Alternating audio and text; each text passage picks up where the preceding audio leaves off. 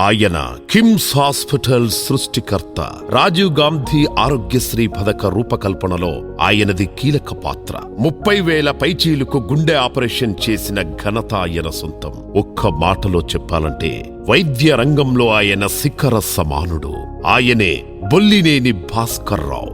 గుండె జబ్బుల నిపుణుడిగా ఇరు రాష్ట్రాల్లో తనకంటూ ఒక ప్రత్యేకమైన ఇమేజ్ను సొంతం చేసుకున్నారు భాస్కర్రావు. గుండె సమస్యలతో బాధపడే వారికి టక్కున గుర్తొచ్చేలా కిమ్స్ హాస్పిటల్స్ వినుతికెక్కింది. దాదాపు 12 కిమ్స్ హాస్పిటల్స్ ఇరు రాష్ట్రాల్లో నెలకొల్పిన ఈ ఇమేజ్ ఇతోధికంగా కారణమయ్యింది. కిమ్స్ హాస్పిటల్ విజయ రహస్యం ఒకటే, అదే బొల్లినేని భాస్కర్రావు. సాధారణ వైద్యుడి నుండి అసాధారణమైన వైద్య బృందానికి నాయకుడిగా ఎదిగిన వైనంలో అడుగడుగునా భాస్కర్రావు కృషి అనన్య సామాన్యం. ఇప్పటికీ మూలాలు మరవకపోవడం, చిన్నతనంలో తాను చూసిన పేదరికం, కష్టాల గురించి నిరంతరం ఆలోచిస్తారు కాబట్టే సరికొత్త ఆలోచనలతో ప్రజలకు చేరువగా వైద్య సేవలందిస్తున్నాను అని తన అంతరంగాన్ని ఎలాంటి సంకోచాలు లేకుండా సూటిగా చెప్పేస్తారు భాస్కర్రావు గారు. వైద్య రంగానికే వన్నె తెచ్చి ఎందరికో ఆదర్శంగా నిలిచిన వైద్య వృత్తి దిగ్గజం బొల్లినేని భాస్కర్రావును